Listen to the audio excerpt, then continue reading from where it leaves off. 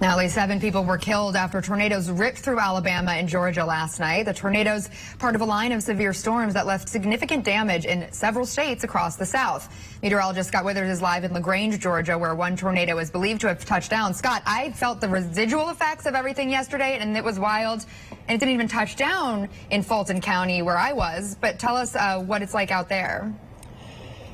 Yeah, it was a pretty intense string of storms that moved through Georgia and Alabama yesterday. You know, flash flooding issues and then also tornadoes. You can see behind me here, this is LaGrange. We're about an hour south of Atlanta. This is where a tornado went through, ripped off or sheared off the second floor of this house and neighboring houses, then hopscotched to another neighborhood, caused more damage there. It's kind of dark to see how widespread the damage is here, but take a look. This was shot last night. Roofs on a lot of these houses torn off. This is one of about 3 dozen tornadoes that ripped through the southeast. We're talking 7 people killed, including a boy here in the state of Georgia. We have a state of emergency for the entire state of Georgia. 6 counties in Atlanta under a state of emergency there. Now, when the good news is the fire chief tells us that when they were able to get out here immediately afterward, they started looking for survivors and victims, and fortunately, everybody was okay.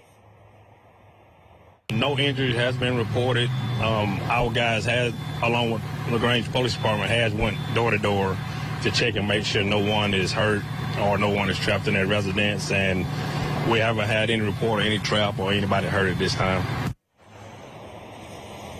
All right, this was just one of those tornadoes. We have another tornado in Selma, Alabama. You can see this massive wedge tornado.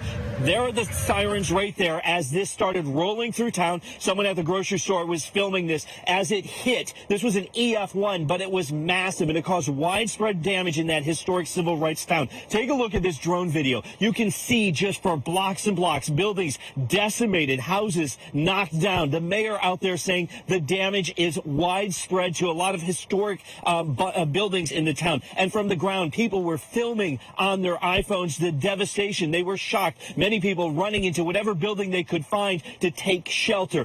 Houses knocked down, buildings knocked down, twisted metal everywhere.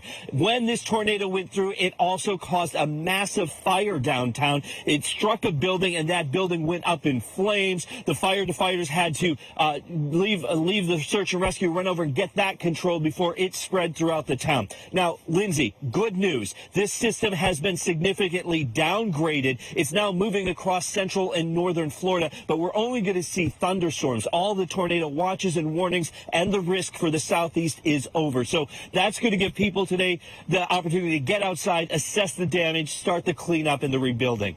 Lindsay? All right, Scott, out there in LaGrange, Georgia, thank you so much.